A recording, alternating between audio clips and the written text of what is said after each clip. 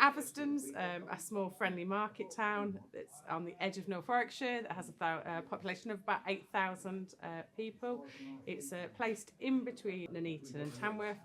However, we have a very unique tradition within the town that is different from most towns, that every Shrove Tuesday we have a unique ball game that takes place.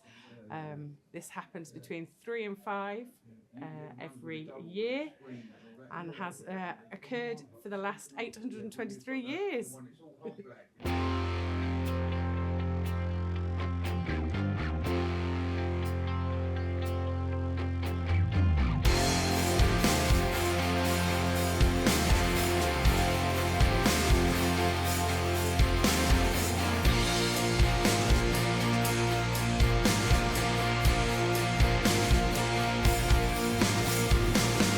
Is it true what you think? You think your word is real? Got the fees that you read mean nothing to me. I be on the working side of town. My view is clear, don't go begging the sound. Was it always this way? Or did we learn to take without giving? Was you born with a silver spoon? Or did you steal it from the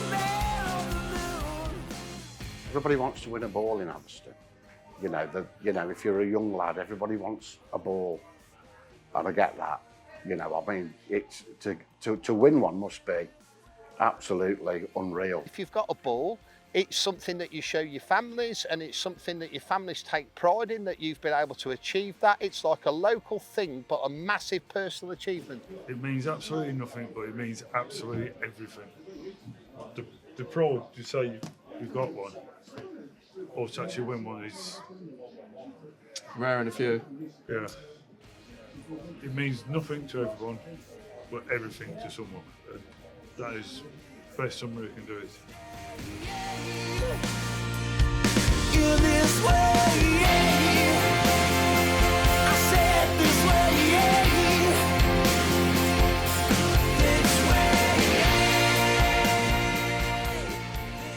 I'm Sean Glenn. I won the ball game in 2013 and 2014.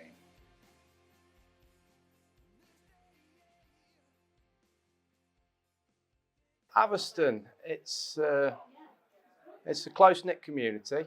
There's some great folks from Atherstone. Everyone seems to know everyone. Everyone knows each other's business and that. But it's a good town. There's some very good people in it. My name's Heather Callis. I'm born in Witherley, raised in Atherstone. 7 years ago, I moved to Arizona, USA, and this year I'm back to watch the ball game. Atherstone is a great, real working class town in the Midlands. Geographically, it's right in the middle of Coventry, Birmingham, and Leicester.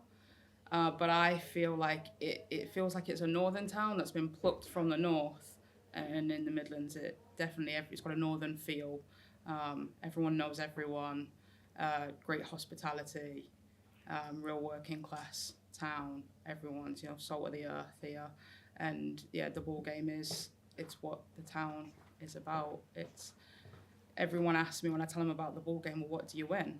What's the prize? And the prize is the pride of Atherstone. You get to go around like a local hero for the rest of that year. You raise money for charity, you're a legend, all the kids look up to you. So it's great. Atherstone is the ball game, and it's a great town. I'm Boney Smith. I used to be a bit thinner, it's my nickname, Boney, but everybody calls me Boney. They don't many call me by my first name, or even know my first name. And I've been in the ball game many years. Ever since I was quite little, my dad used to take me, tiny little, and I think I first started running up and down and kicking it when I was about 12, I think. I've done my own. I won the ball in 1990. He's one of my best mates. We've been in the game together for a lot of years, haven't we? Like, as well as other guys from the rugby club, like, you know what I mean? We won it a few years on the trot. But yeah. I won it outside this pub, the Beaver, in the alleyway. Atherstone was old market town, obviously. Like lots has changed since the pitch stopped, and it's made a big change. But there is lots of other factories about and more work, or some more work. But no, it's a nice little town. Full stop. Nice little town. People are mostly friendly. You always get the odd clan, but as we do everywhere. But yeah, nice little town. I'm Noel Johnson. I'm the senior steward of the Atherstone Ball Game Committee, and this is a guy here who is going to be a competitor of the ball game in 2023. That's Marcus Cooper. Atherstone as a town, it's progressed quite a bit. When I originally came here, I came here in the late 60s. I was 3 months old, and I've been here ever since for nearly 55 years. Atherstone was a small market town which consisted of about 8,500 people. We're a relatively small town, quite a good community spirit between everybody. We've got a good rugby team, we've got a good cricket team, and Atherstone is generally a friendly sort of place, and it's a place that's on the up. It's a place that's changed slightly, whether people like it or loathe it. It's got slightly bigger. But nonetheless, things are progressing and the town seems to be doing reasonably well. My name's Mick Haynes. I've been involved with the ball game since a very early age. The ball game's part of me and always has been. Lived in Wales for a while and always tried to get back for the ball game every year. I moved to Bulgaria in 2017, and every year when I know when the ball game is, I try and get flights back. Last few years I've always tried to help steward the game and be involved in that to keep the game going. And for me, it's really important that the people of Atherstone continue this tradition. And I'll steward in this year, and hopefully for the next few years I can do the same. It's a way of bringing the community together. From myself, I'll work away. I'm here then, here to there. You'll meet people there who might be working in office block, to construction worker, to a tree surgeon. We all come together. It brings the town, brings all as one community, doesn't it? I've been involved with the game 30 years, and in 30 years I've missed 6. When I say I missed 6, I was away in the armed forces for 4, and 2 got cancelled. And I'll try my hardest to make sure I am there. My name's Josh Sheldon. Won the ball game last year. I think it was the 822nd year I won it on. So yeah, I've been involved with it since, well, everyone has since you're kids. Obviously I grew up in Grendon, went to Atherstone QE school. So I've always got to have school to go down. So you're starting off, I don't know, 12, 13 years old, just getting chucked about, doing the little scrums to start off with. Last year I won it. Main thing, I won it on my dog's birthday as well. So that was a little booster.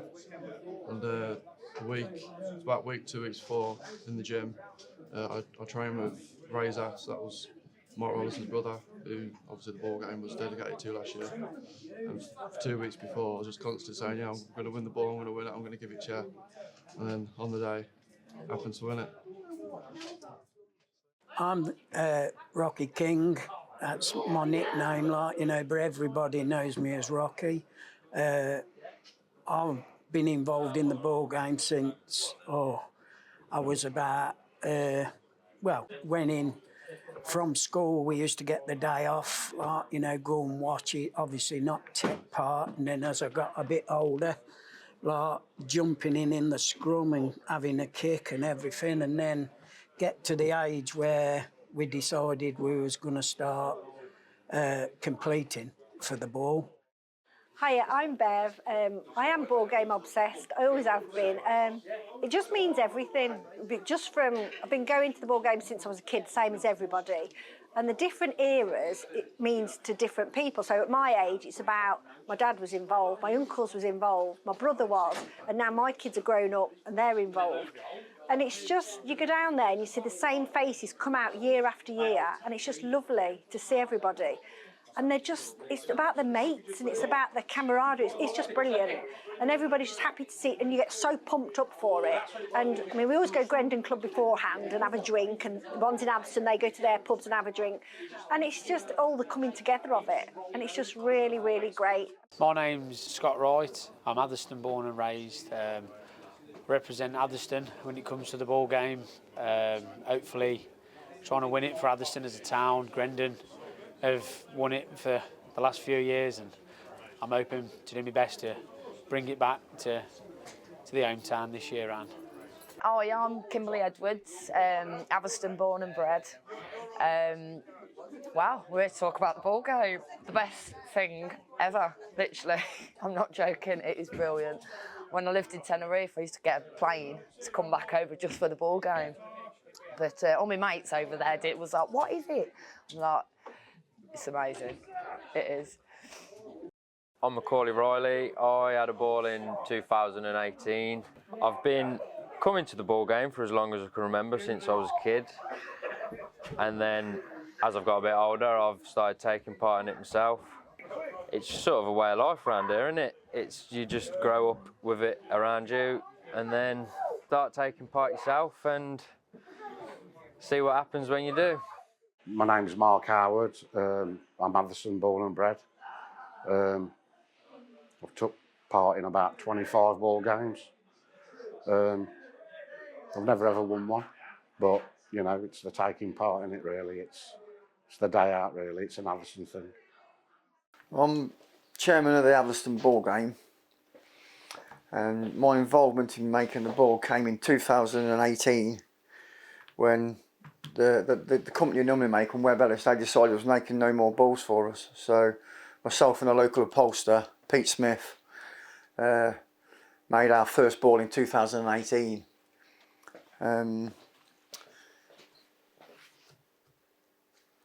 Then in 2019 was our second ball, but then we had COVID. And since then Pete's like changed the business he does, so I basically said that I'll make the ball myself in 2021. And so this is my second ball I've made on my own this year. I've taught myself basically, because I make leather sheaths as well, so I had a little bit of knowledge on how to stitch leather, like a saddle stitch sort of thing.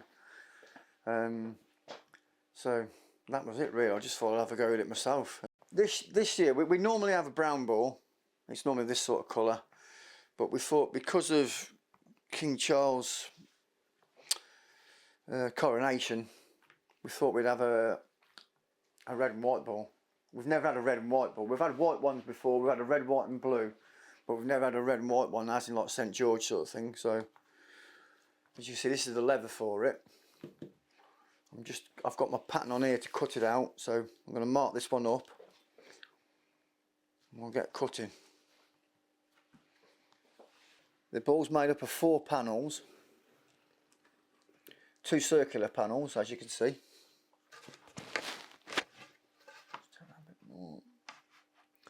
And then 2 red panels. The history of the ball game, it's never ever been stopped. Even through the World Wars, it was never stopped. It was still played until 2019, when one of our stewards, Martin Burton, he had a heart attack. So at 4 o'clock we decided to stop the game for the first time ever in its history, out of respect for Martin, because he was in a pretty bad way. But luckily,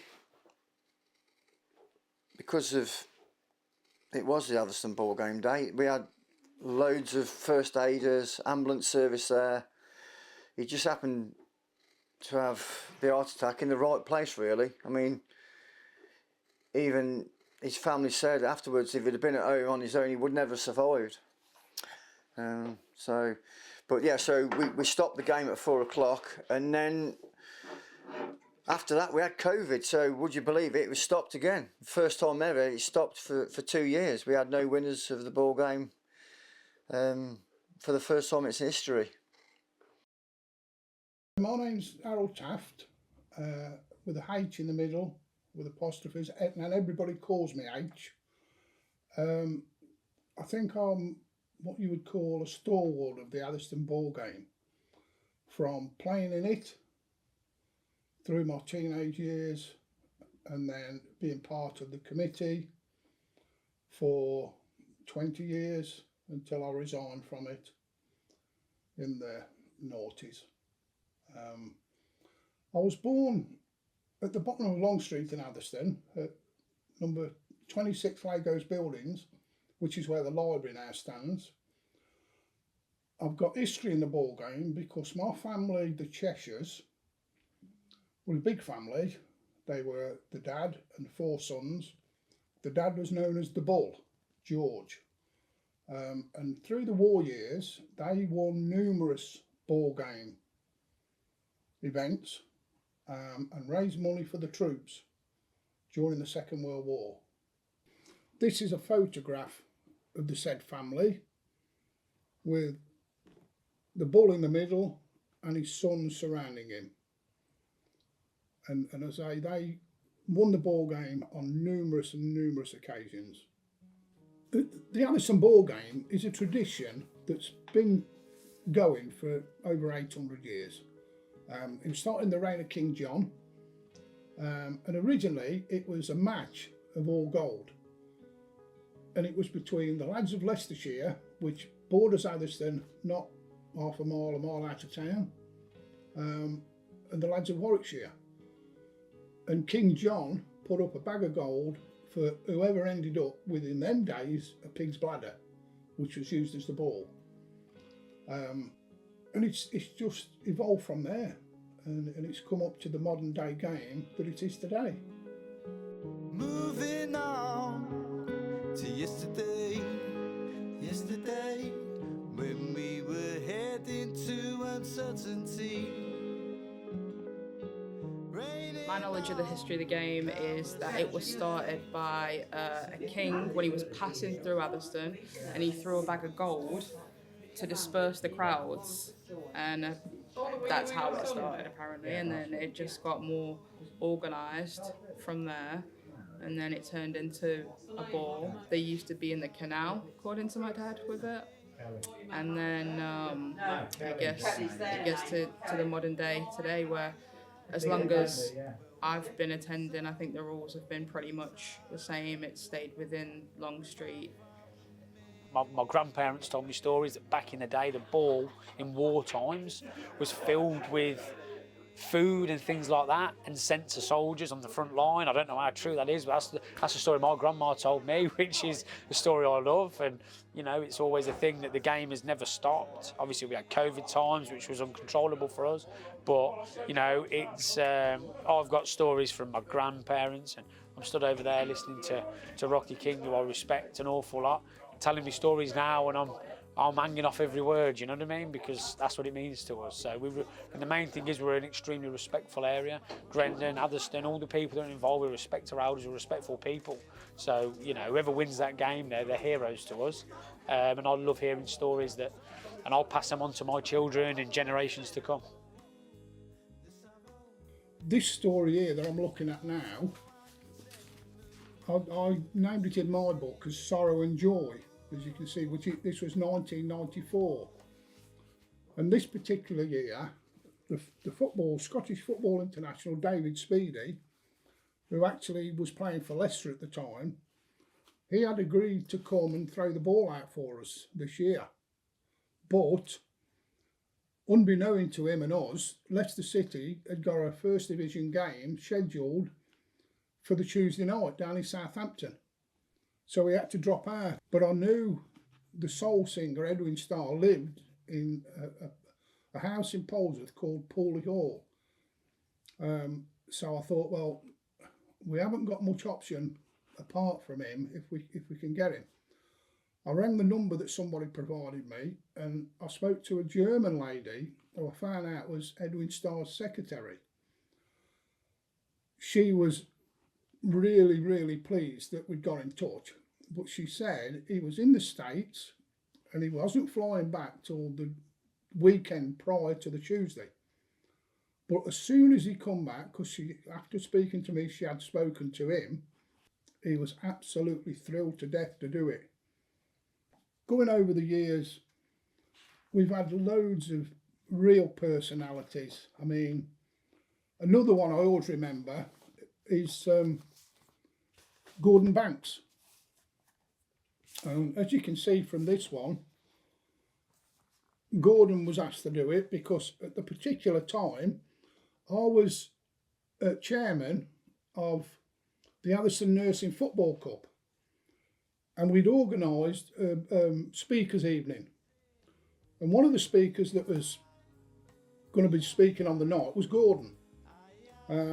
So I had the bright idea of asking him if he would come and start the ball game for us that year, which again he said he'd be honoured to do, and he absolutely loved it.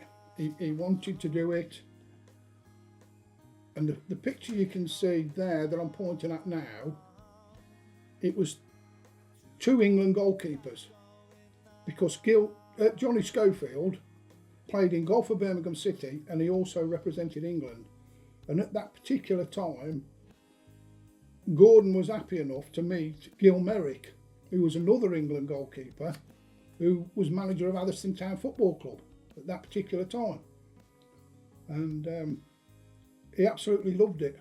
He thought it was fantastic.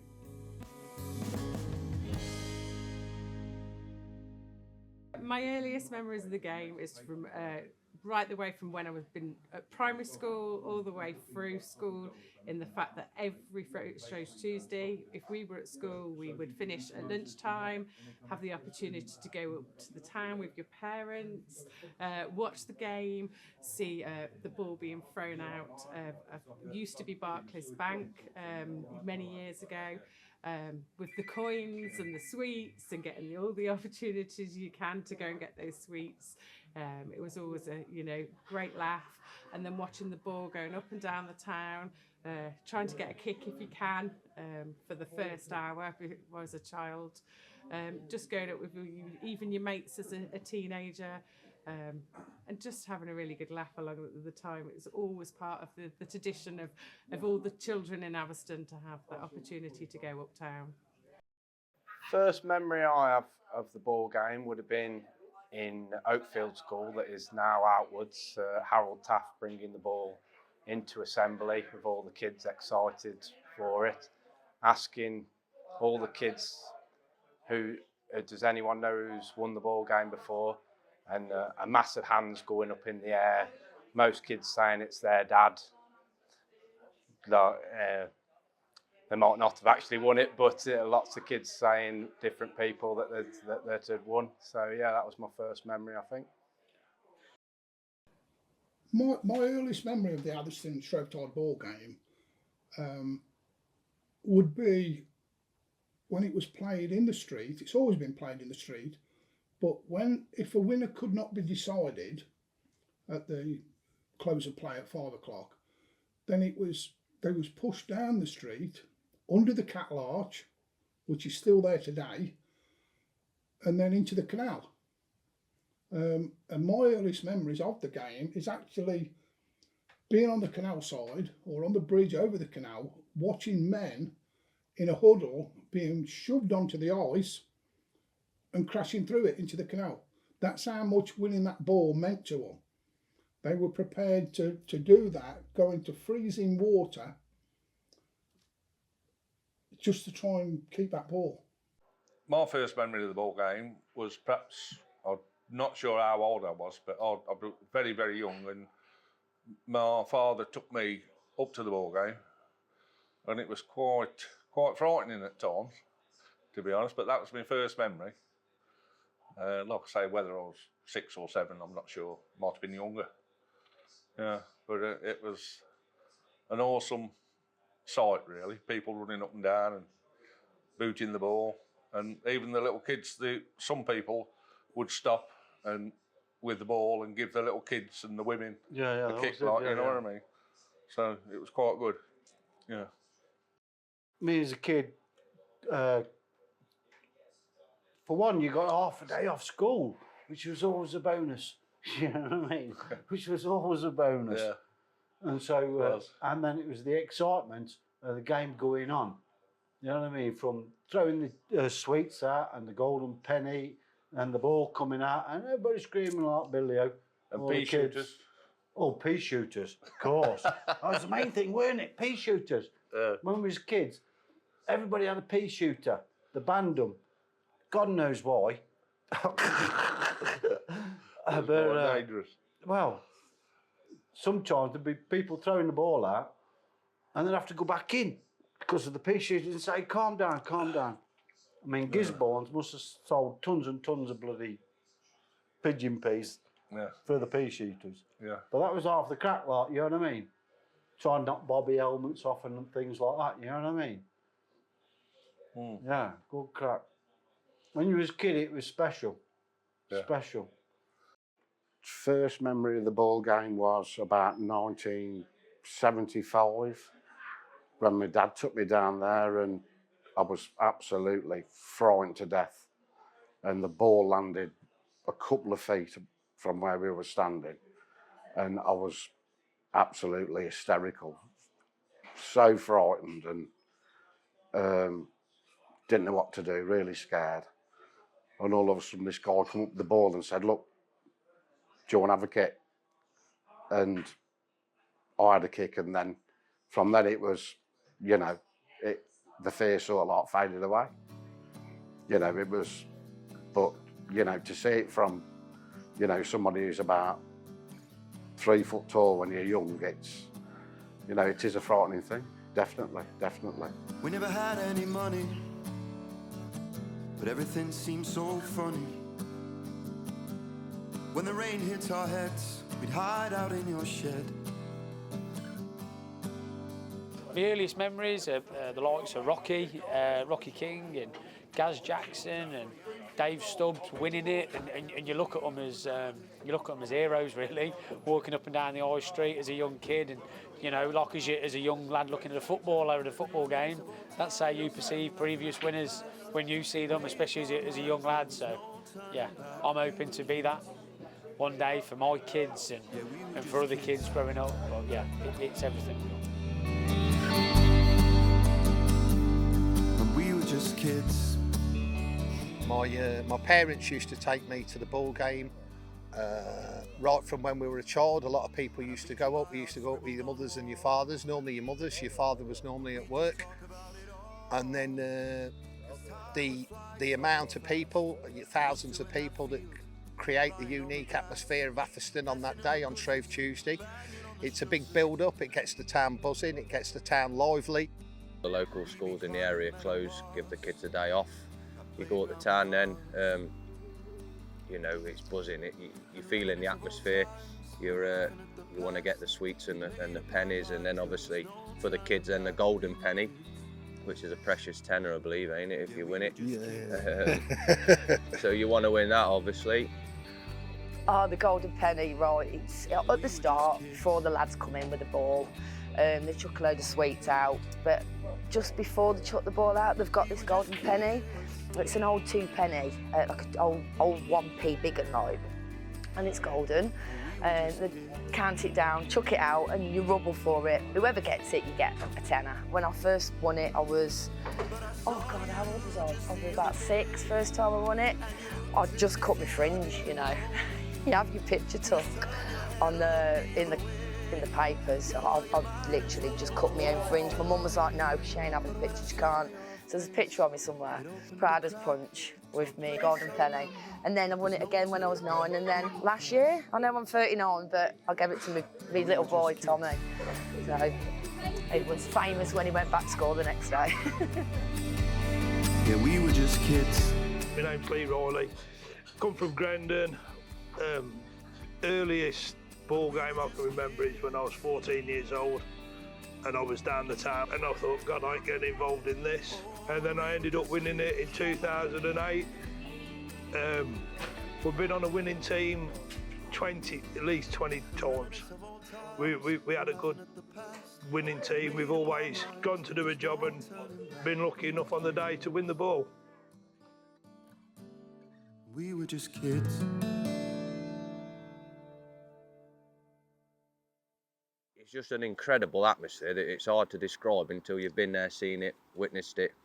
And then obviously from there you progress on then to you're wanting to be like the lads in the teams, winning it and playing with it. So, you know, as you get older with your friends, then you start, you know, pub groups of mates, get your own team in and then start playing the game. But yeah, it's just, first memory was that as a school kid, your mum picks you up, takes you to town then, and that's it, you're waiting for it. Family occasion. Yeah, it is for everybody. People don't understand that first hour, an hour and a half is women, kids having a kick of the ball. Everybody wants to be up there, feeding for the next generations of lads coming through. Yeah. And that's what it brings everybody together. It's a local, weird and wonderful game for local people. That's what it is. It's our tradition, like. The ribbons are on there right at the very beginning when they come out. I've always wanted one. Yeah, I want one. I was a centimetre off winning one year. That's the closest I've come in 30 years. I almost won one. It's hard, I think it's hard to grab hold of them. You sort of, they slip through your fingers straight away. To get a ribbon is something. Well, 30 years and I ain't got one. Obviously, you get a little bit of money. You should probably do better off getting the ribbons because you actually get paid when you catch a ribbon. You get a little bit of money, so it's better to be winning them. You don't win no money when you win a ball. That's worth everything. Yeah. I'll see how long it stays up for. Jackson don't pop it. So my dad won the ball game in 1977, the Queen's Silver Jubilee. Yeah, I got the ball here, which I always remember it being a lot bigger, but I guess that's because I was a lot smaller. But yeah, it's signed by a lot of people. I recognise some of the names on here. I know I signed it. I think I was very young, and then I must have signed it again as my handwriting's got a bit better. I can't tell you who some of these people are, but some of them nicknames, and some of them I'm sure people around the town will know. Soggy was here. That's a big one. Don't know who he is. Julie was here. Roscoe Tanner. That sounds like an old name. I think my dad kept it in the bottom of his wardrobe for many years. That was a safe place for it. He would get it out now and again in the run up to the ball game, I think to get me and my sister excited about it. But then it went back in after for the rest of the year. I know he's very proud of winning it. I always rib him and say the only reason he won it is because he was mates with Gas Jackson. He passed it to him.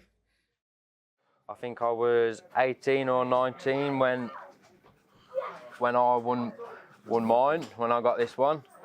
It's the biggest one, I think. I remember when my dad won it as well. He was on the news, and I remember going on the news with my dad. I liked going on the camera then just about as much as I do now. So, but yeah. Yeah, so some of the balls we got in here got quite a lot of history, and they're quite old as well. We've got this one here. I think this ball's from 1977, and it was given to me by a lady called Hilary Cole, who used to be in the committee, but she didn't know much history on it. They gave it to her when she left, and it had been sat in her attic. And she contacted me a couple of years ago and she said, "I've got a ball sat in the attic. It's a shame for it to be there. If you want it, you can come and get it." So I did. I went down and seen Hilary, and she weren't sure the age of the ball. We thought it was like 70, 77, 78. But having visited one of my friends who won the ball in 1981, and he showed me a picture on his wall. And on the picture, there was the ball he'd won, and there was another ball on there as well. Rocky King was holding this ball, and that was 1981. So this was actually the spare ball from 1981, and we could tell by that because it's got the patch here. And so I looked at the photo on the wall at my friend's house, and there it was. It was just in the picture. He was holding it like that. So it's good that we got a date on that one. So that's 1981 spare ball. And then up here we've got a ball here. This is from 1962. That was given to the landlord of the Blue Bell Inn, who then passed it on to another friend, who a friend passed it on to me. A lot of people think that the balls were always big as this, but there wasn't really. You can go back, like I say, to the 1962 ball. It's not much bigger than a football, really. It was only when a chap called Brian Brown started making the balls bigger. The idea was they made them big so nobody could steal them, because the balls are so small at that sort of size. They used to be able to stuff them up the jumper and literally you can walk away with them, nobody know you got it up there. So they made the balls bigger so it was harder to steal.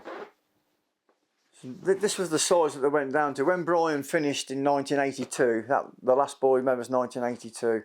So in 1983 they approached Gilbert's, and the ball went down to this size, back to being a small ball. Probably the smallest balls ever made, the Gilbert balls were. And they made that ball, I think, up to probably about 1998, 99, yeah, I think they made it up to then. Because we had a red, white and blue ball in 1999, because it was the 800th ball game. Yeah. And then from onwards, into the early 2000s, it was Webb Ellis who started making the ball, and the ball became bigger. We had a bigger ball again then. This is a copy of the Millennium Ball in 2000. Which was a big ball. A replica, and it was a big ball. But they had these for sale. I don't know how many was on sale, but I would imagine it was a good few hundred. But I was glad I bought one. It's nice to keep a little momentum. But it was a white ball. I think it was the only white ball ever made. So. And I think, what was his name who won it? Lee Razor. Was it Lee Rollison? Yeah. Yeah. So I stabbed it. Nice to keep it. I stabbed it. Yeah. Yeah. Slashed it as much as I could to try and get my hand in and keep hold of it. And these are just some of the photos. The ball game, I think that was 89 when my mate, another rugby player, George Bartlam, won it. That one is me kicking one of the big balls, because they do, over the years, they did vary in size. Me again, kicking a big ball. Wonder why you kept that. Yeah. That was another one, end of the game. Scrum, you can see all the people piling in, and the ball's down here somewhere.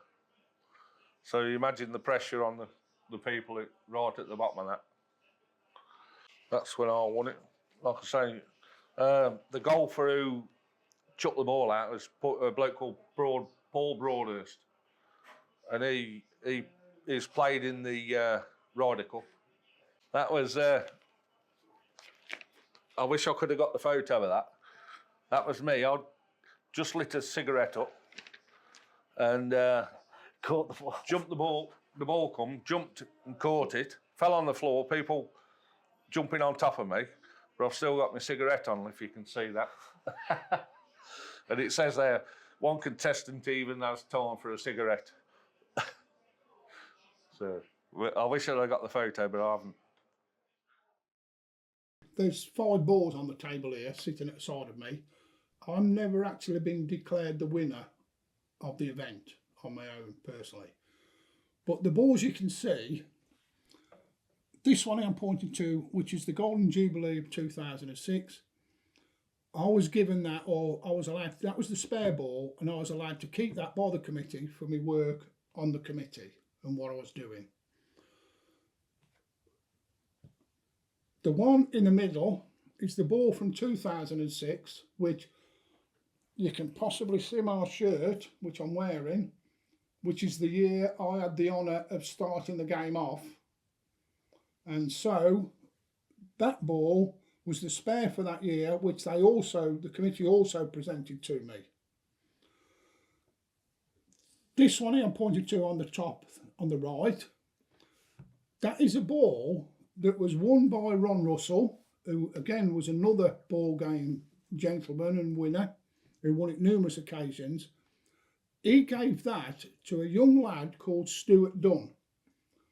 I rescued that. When his granddad died, I went to move some of his furniture, and that was in a rubbish bag, I was told, outside the back. And I must have ripped open 10 or 20 rubbish bags before I found it and rescued it. Because no way was I going to see a ball game, Atherstone ball, be chucked away in the rubbish. The other one on the top, that is one of my ancestors' balls, the Cheshires, from the war years, and that was bought in a raffle by a gentleman called Walter Grubb. The Cheshires gave it to be auctioned off to raise money for Mr. Webb's son, who had been killed in an accident, and he actually bought the ball himself. But when he was getting on, his sister got in touch with me and said he wanted to see me. I went to see him. He went down the cellar and he come up with that and he gave it me. He told me he wanted me to have it and keep it because it was one of the Cheshires who were my ancestors in the day. This one on the end, I find it hard to talk about in a way. It's the one from the year I finished, 2008, and it was one that Jonathan Webb of Webb Ellis made specially and gave to my wife, who has recently passed away. It's got no signatures on. She never wanted anybody to sign it. She wanted it to be kept and left as it was. So that's Christine's, and it'll always be.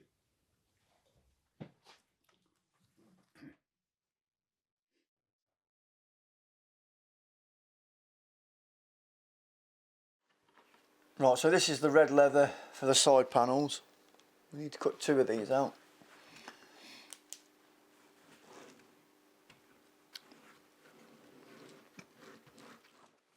So, here's our panels. As you can see, the panels are here.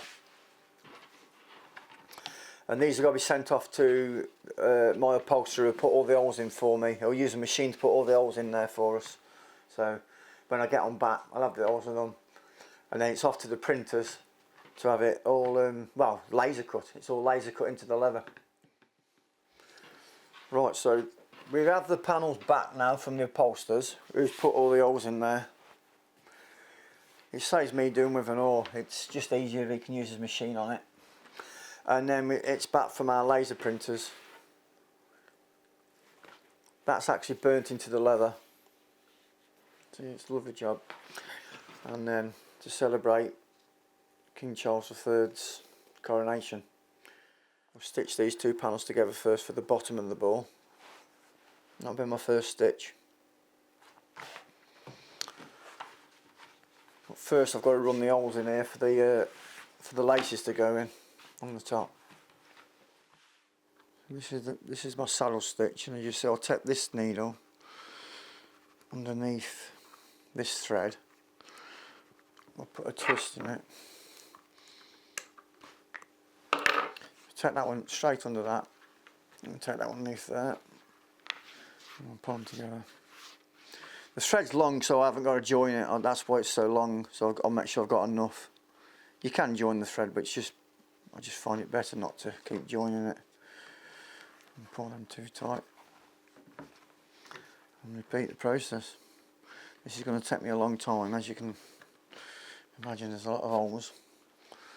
I'll probably do this over 2 weeks, but I'll just literally an hour a night, something like that, because it makes my fingers sore. So, but yeah, probably a 2-week process. I normally do it over Christmas. But yeah, so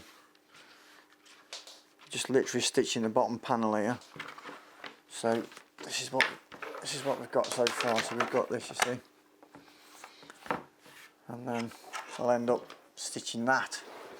Is that okay to move, yeah? Onto there.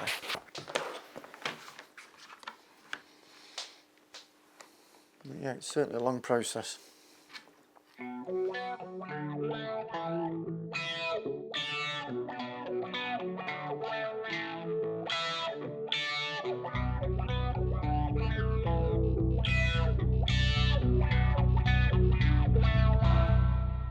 Yeah.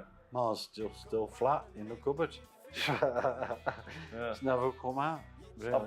Well, you did, because you blew it up when we had that reunion. I've got a photo in there of we had show him that. Reunion. That was a few years ago, bloody hell. Oh, you ain't got the actual picture? No. No, I ain't got that picture, no. I don't know what happened to mine, to be fair. But had you got yours there? Yeah. Yeah, because I got mine. I blew mine up for that day. Bill Rollison, Barry Fullilove, Louis, you, Georgie Barton. Got all the names on there anyway. And that was let me just have a look what year it was. What year? I got my goggles on. 93. 93, yeah. So that was a reunion. That was in the Angel pub of the past winners, and they brought the ball they won. And there's people on there that have won quite a few Shrove Tuesday balls. Well, obviously, Josh won last year, 2022, and for all his life he's wanted to win. They always do. Anybody from Atherstone, they want to win. So, yeah, winning the ball last year and having all them hug him and, you know, Josh, you're amazing, it just really made him feel brilliant. And I know it did. I could see it in his face. He was just beaming. He loved winning it. He loved being in with the lads. He loved bringing it back to Grendon Club. So, yeah, for him, it was just the biggest buzz he could have had that year. He needed it, and it was the biggest buzz. It was great.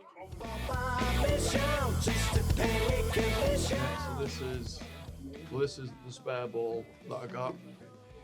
So obviously, he's got the proper one. Sorry, Josh. Do you want to explain why you've got the second one, not the real one? Because it's not done to give a ball away. You're one in the few I've ever known to give a ball away like that. I don't know. I kept saying it, so I was doing it.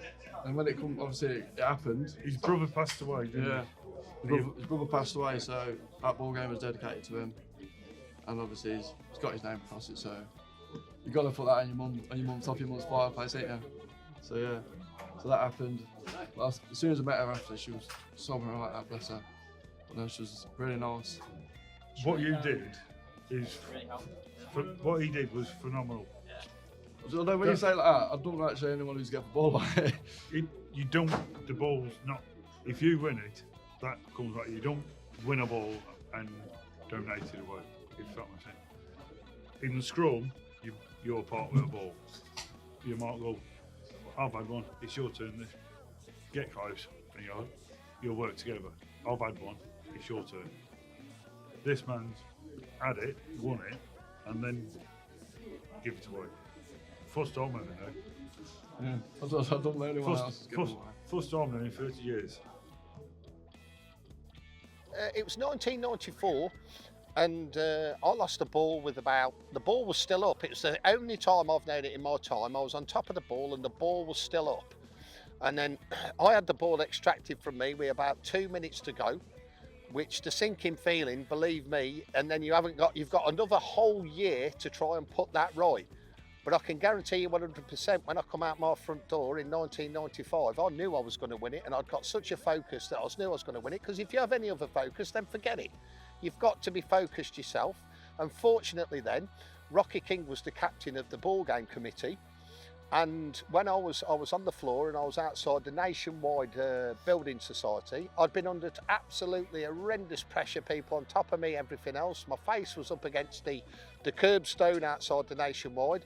But the pain was irrelevant because you had to win it. I'd been there before and I'd been too close, and I weren't going to let the same thing happen again.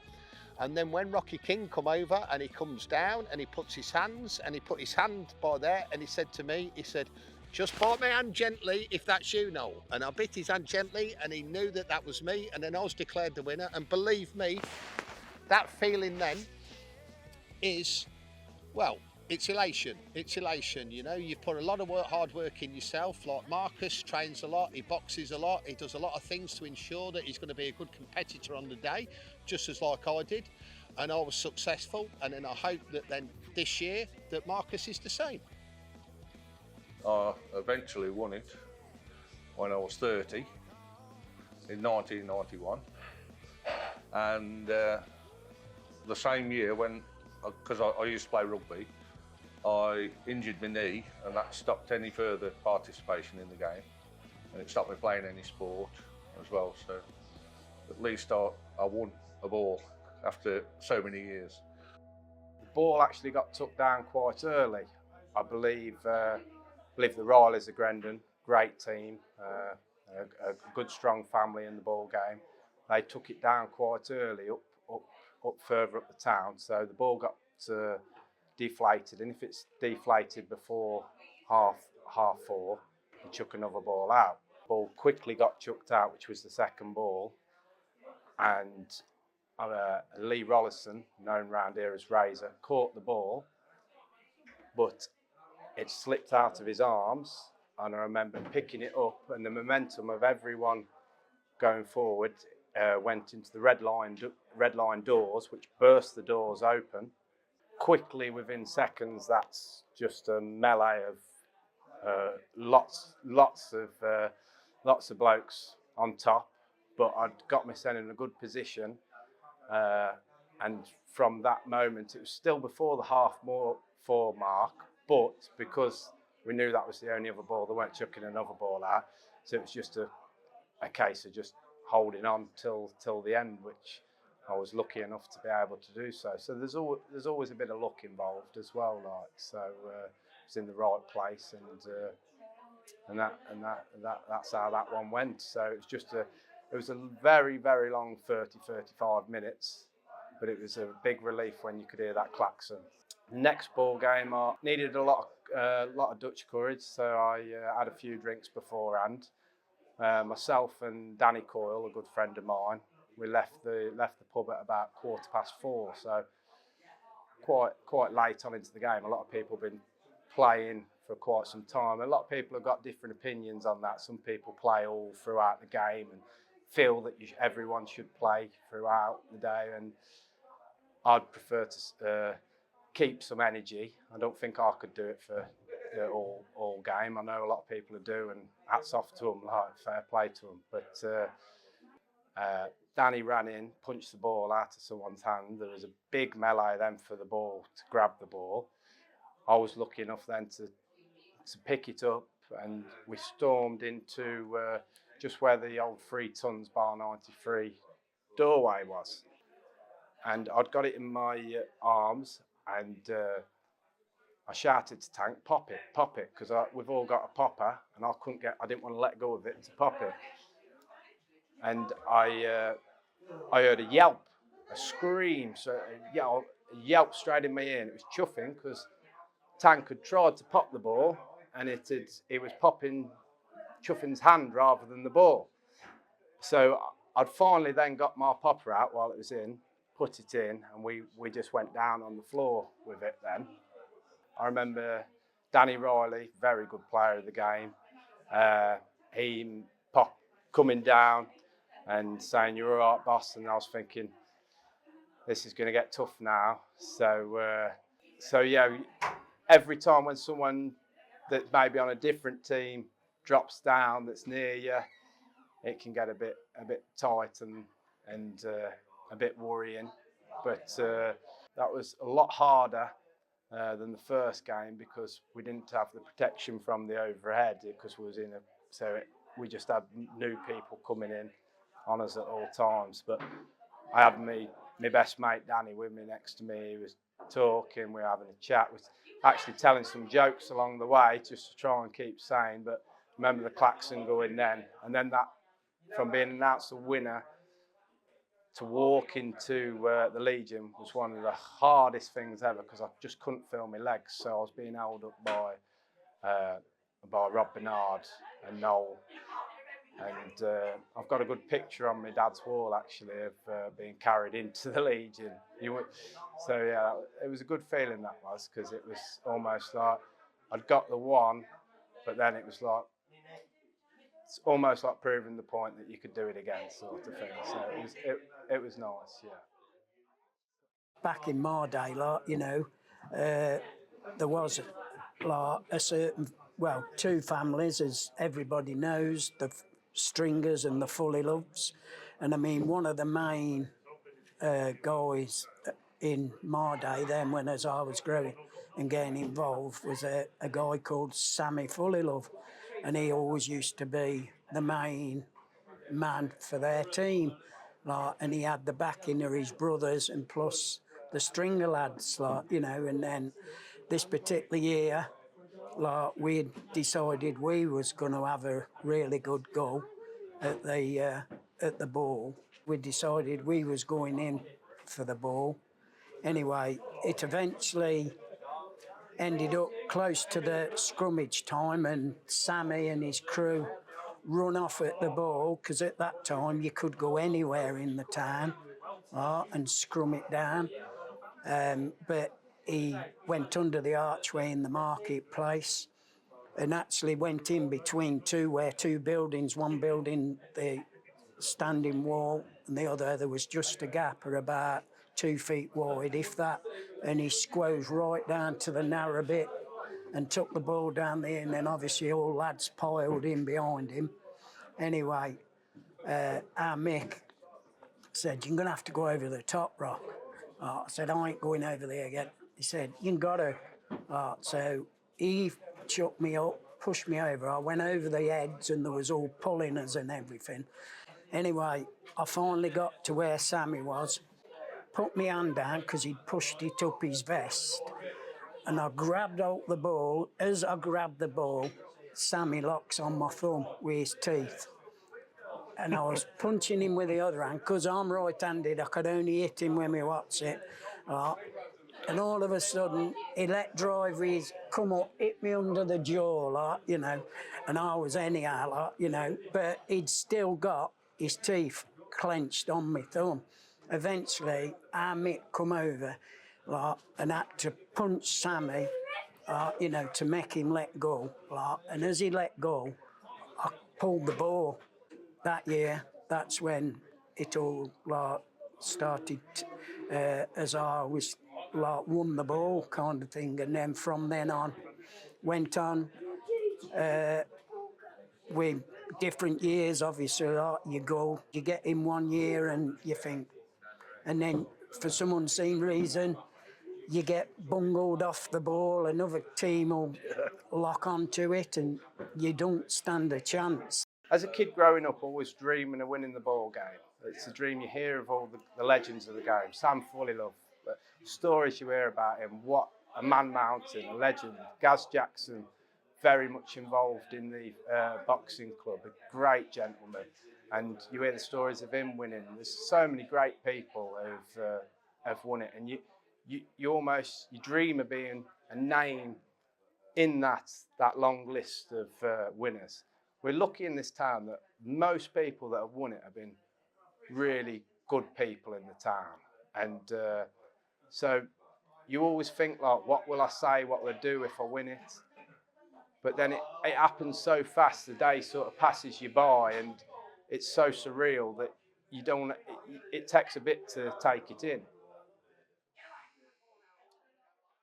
Talking about past winners of the game, the photograph I'm looking at here, I got together as many winners as I could and a collection of their balls at the Angel one night, and I got a guy from the local Nuneaton newspaper, Jim Jarvis. He came along.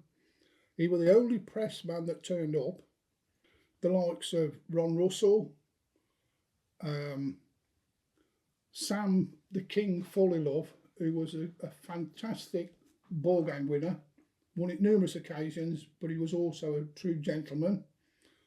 Rocky King, as I said. But the one I'm going to lead into is a school friend of mine, Gary the Ox Jackson. And he was a fantastic lad, still is. And we nicknamed him the Ox because he literally was, and is, as strong as an ox. But there was one particular year where I'm looking at a photograph now that Gary and another lad from Grendon called Dave Mitchell, commonly known as Dabber, they couldn't be separated. When they was got back into the Angel, we couldn't decide which one of them had got the ball. And they both agreed that they'd both got it, but in them days, there'd never been a shared winner because there was only ever one ball, and Itty-Gobby decided who was going to have it. Now, the old tradition was that they would be given the ball, they'd be chucked in the men's toilets, and they'd fight for it. But Gary, who's a good friend of mine, said, H, you know that's not going to work, because me being a boxer and him only being 4 foot and a spit, we know there's only going to be one winner come out that toilet. So he said, I'm not prepared to do that. He said, will you toss a coin? And I said, if that's the way you want to do it, yeah, I will. And you can just see me there at the front with Gary and Dabber sat there and I'm flicking the coin. And when it came down, Gary won the toss. And I picked the ball up and I handed it to Gary. And it still gets me today because what he did, he reached over and he gave Dabber the ball and said, here, kid, you have it. I've won it enough times. And I was in tears. I literally, and it still gets me now, as you can perhaps hear in my voice. It really hit me to the quick. But that's the sort of man Gary Jackson is. Fantastic guy, and a sportsman to the end.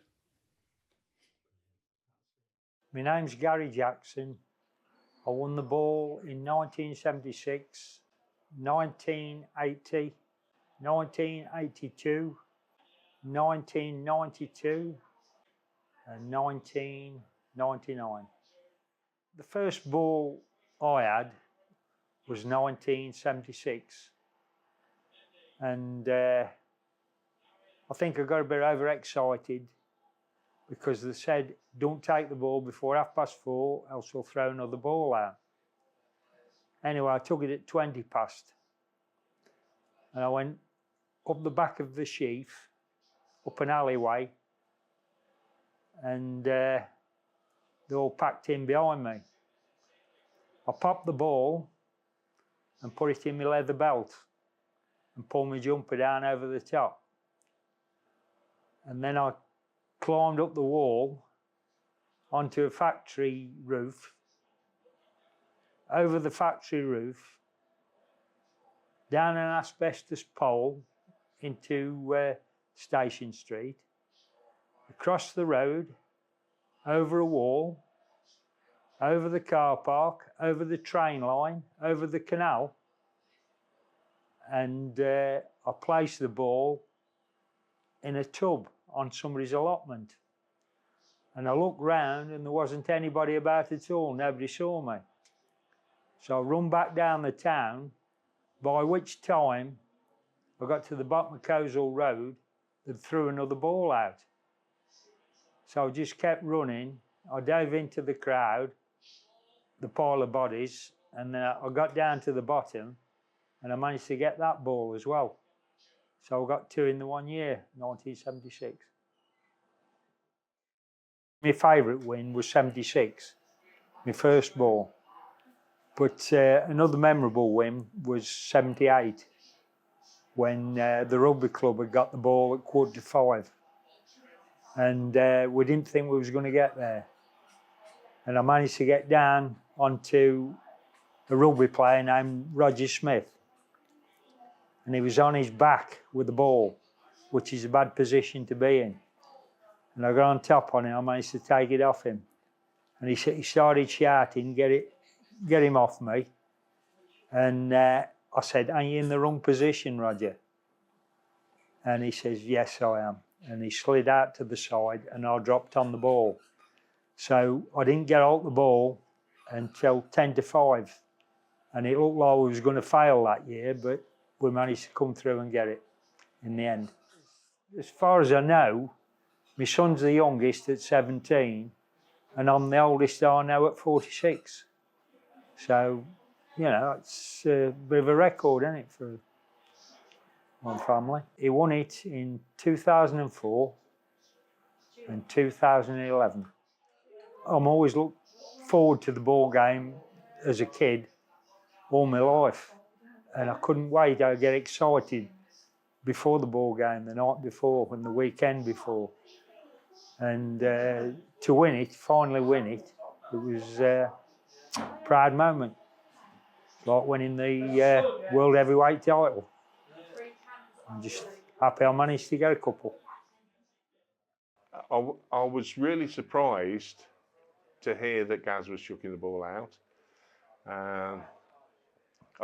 I think he would be very honoured by doing this. He's a gentleman, and I think it's well deserved. He's a legend in Atherstone, and I think he always will be. He will, especially from the ball game. It builds legends for the town, and he's one of the names that is always put forward. As you can see, the ball is made now. The ball was inside out. I've turned it the right way, and we're ready to put the laces in and put the bladder in and see how it looks.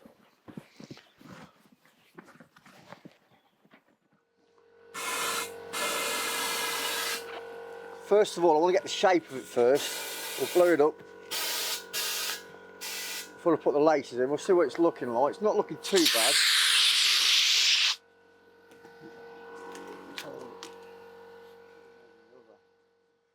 It's been a bit of a challenge, but this looks okay though. Looking at the first views of that, it looks pretty good. It's always a challenge though. it's always a worry when you first do it, like blow the ball up. You are hoping you've done a good job and the stitches hold. I love making the ball, I really do.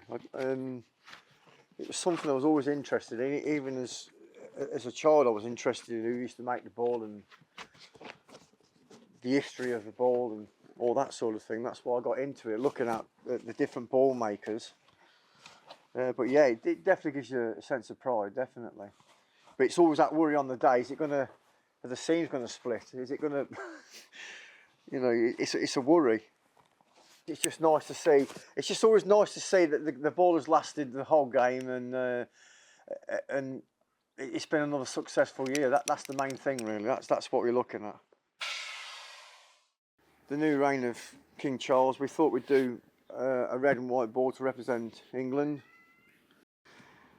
It would be a lot of pride to win it as well. That's going to be another thing. You know, it'll be quite a thing to win this. It's unique.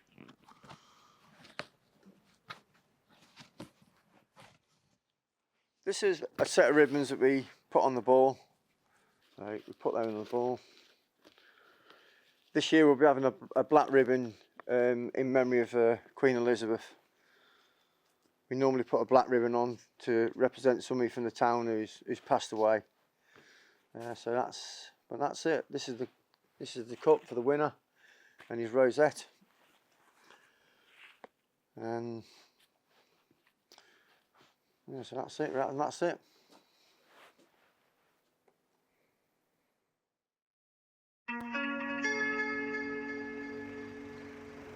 The night before the ball game, I can pretty much guarantee that the serious players who play the game, they probably won't sleep all night thinking about it. It's excitement. It's scared, angry. It's all these sort of feelings like, is it going to be my time today? Can I get in there? And yeah, a nervous feeling, but it's a great feeling as well. Like it's hard to explain to people who are not from Atherstone how much it means to them. It really does mean everything to the lads of the town. Really, it does. It's just one of them. There's the lights low in the dim room on a weeknight as the bed looms with the head full as the white moon that sets light to the dull gloom.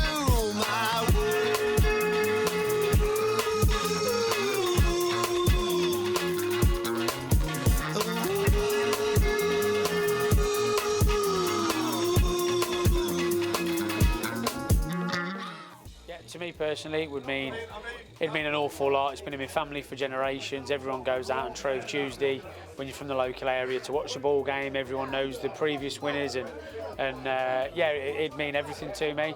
Not even just for myself, but a member of my team. You know, whoever's got the ball, if it's a member of my team, then I'll do all I can to look after them and make it as easy as possible to win. And if I've got it, I know that my lads will help me. So, but if you're born and raised in Atherstone, it's everything to win that ball game. So we'll do all we can to try and secure it. I don't think there's a great deal that you can actually do to be prepared to being squashed and crushed for half an hour. It's a bit of a weird training regime. However, a lot of lads nowadays and age, regardless of what you're doing for sports or whatever, a lot of lads are keeping themselves fitter and stronger now. It's the generation that we're in. Yeah. But yeah, the aim of the game, you need to have a good few lads around you. Get on the ball. If you're lucky enough to catch it and then you're the one to take it down, I think it stands you in better stead, as opposed to trying to go down to the bottom to taking it off somebody else. But yeah, this year we'll be there. We got a good group of lads together. Everyone's happy and eager for it. Last year, as I say, was probably the closest that our team has been for a few years. Obviously, it's been dominated by Grendon for a few years with the experience and the older lads. But the time will come, and I think this year everyone's happy and eager enough, and we'll be there. Ready to break the chain, son? Yeah. Oh, tell you what, nerves, yeah. Talking to you now, the back of the hairs on the back of my neck are standing up, and the adrenaline's starting to kick in, and you're just like, I mean, it's not far away now, is it, the ball game? I think it's on February, early Feb this year, and like, I'm nearly 50, and I'm too old to be in it, to be fair. I should be doing what Rocky done. I should be on the steward side, but I just can't. I just think I'll get my 50th out the way, and then I'll pack up when I'm 51, but we'll see, won't we? There's still plenty of life in this old dog yet. It is so hard to explain the rush that you get when they're stood there over all the people that you know and love.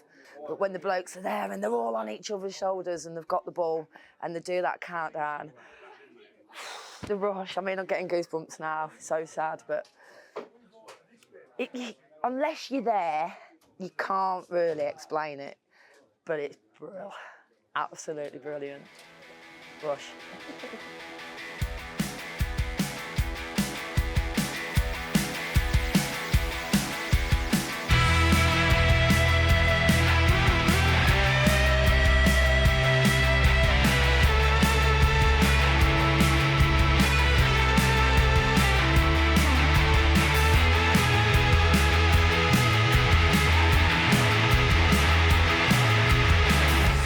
I hear the sirens call, the maniacs are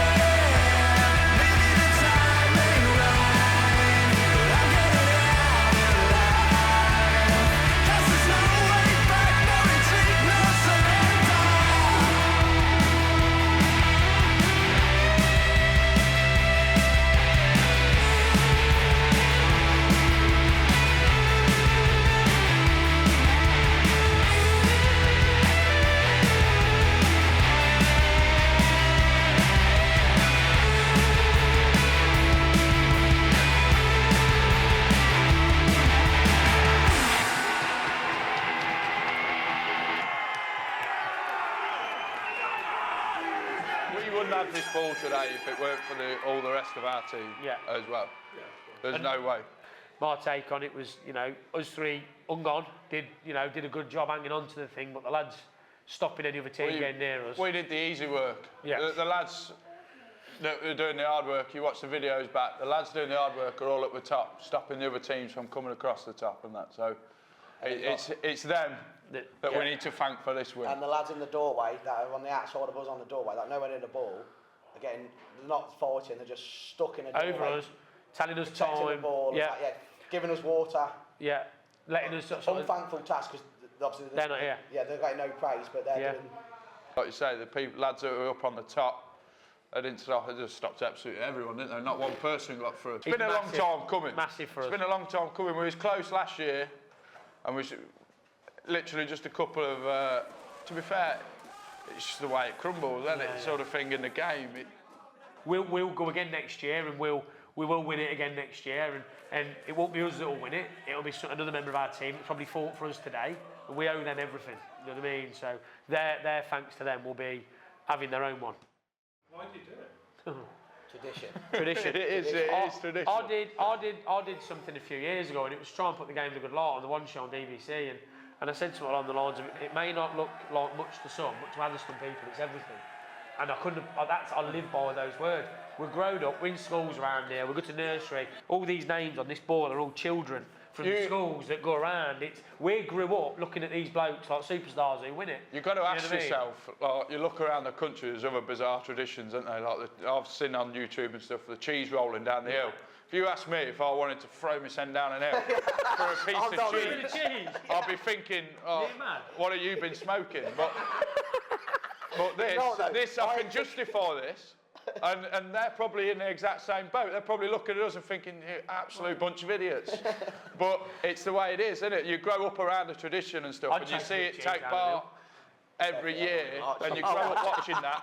So you need it to carry on. It's good. I hope one day to see my lad playing in it, and you know what I mean? That's how it should be. I just think it's great that the tradition is carrying on. It's got to carry on. We haven't got much in Atherstone. You know, we haven't got a cinema, we haven't got a bowling alley, we've got a football team, we've got a cricket team, but apart from that, we ain't got much else. But the thing that puts Atherstone on the map is the Atherstone Ball Game. You can go anywhere in the country, around the country, which I have done, and when you mention where you come from, 99% of the time people will say, oh, don't they play that funny ball game in the streets? You know, and the thing is, well, yeah, and it's great that people know Atherstone for that. So it's got to keep going. I know there's issues every year with the amount of stewards and what we need to keep it going. And I think that Atherstone people will make it continue. I think they want it to continue. And I think we've got to keep it going. It's, you know, part of being an Atherstone person, and the ball game is part of that. It is.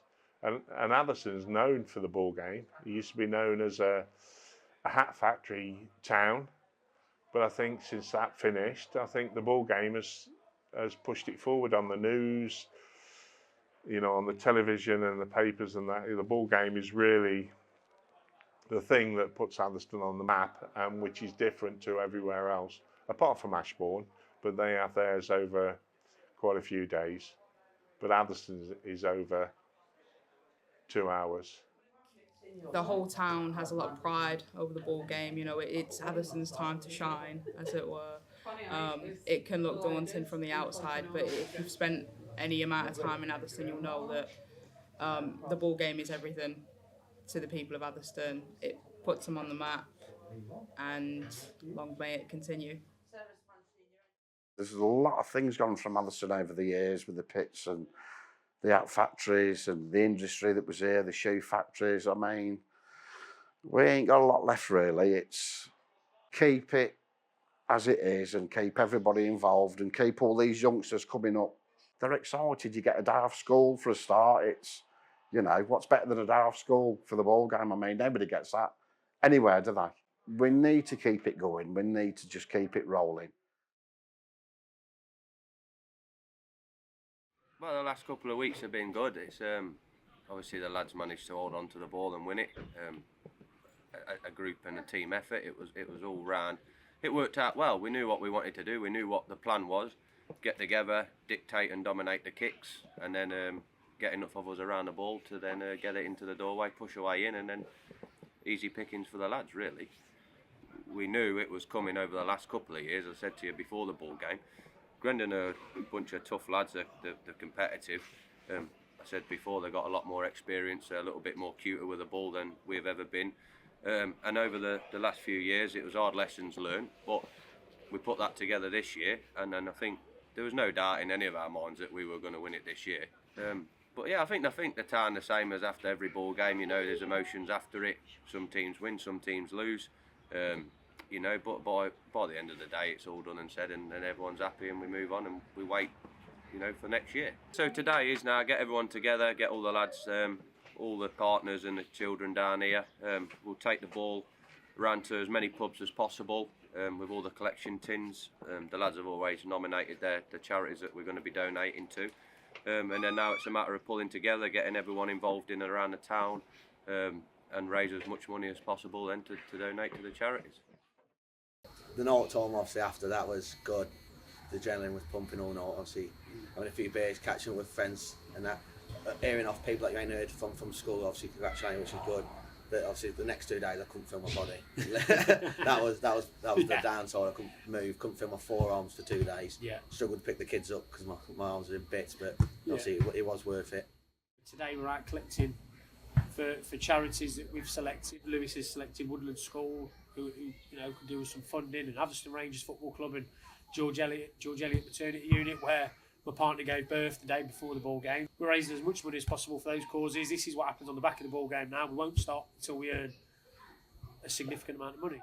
Today we're all here collecting for charity. This is a part of it. Well, a lot of people don't see this part of it.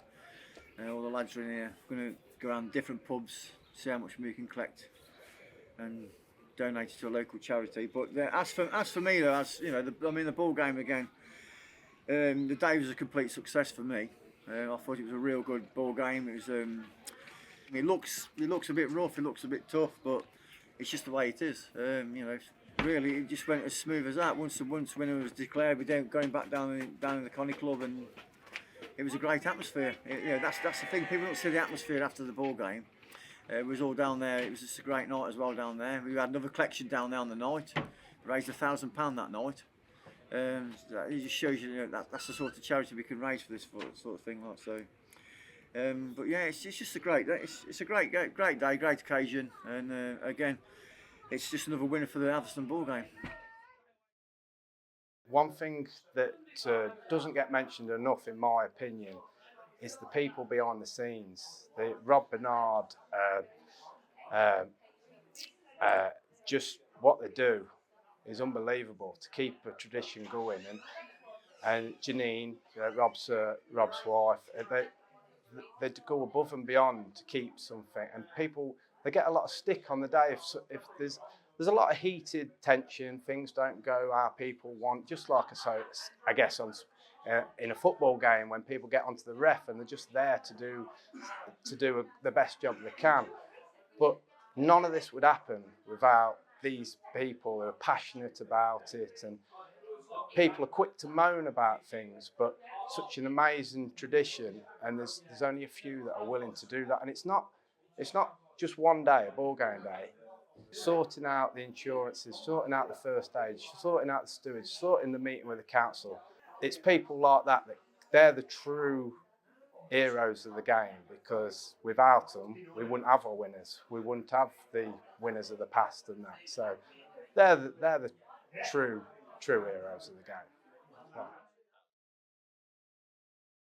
Well, we're not quite thinking about next year just yet, but give it 6 months. Yeah, it'll be around again. We'll definitely start planning. See what people have got to say about it. We've had some bad publicity about this year, which we could do without. But when you're looking at the ball game for those 20 seconds of the clips that people see on the telly, it doesn't really give you a full picture of the game, really. You know, it starts at 3. The first hours, all kids are involved. The ball's kicked up and down the town. It's not just those 20 seconds you see at the end of the game. So yeah, we'll see what people have got to say about it. But yeah, certainly 6 months' time we'll be planning the ball game, and I'll start making another ball for next year. I'd just like to read this poem. I'm not sure where it came from, but it's entitled "Give Me the Ball." And the poem goes, year after year around Shrove Tide, Atherstone shopkeepers lock up and hide. For every year in the centre of town, people stand waiting to fight for the crown. The crown is not gold or has jewels to call. The crown is the title for winning the ball. And every person that fights on this day will then drink together. That's the Atherstone way. The title is held by only a few, and I hope you're a friend if I ever meet you. But if you don't win, I don't think it matters. You're all proud sons of miners and hatters. Meet me outside.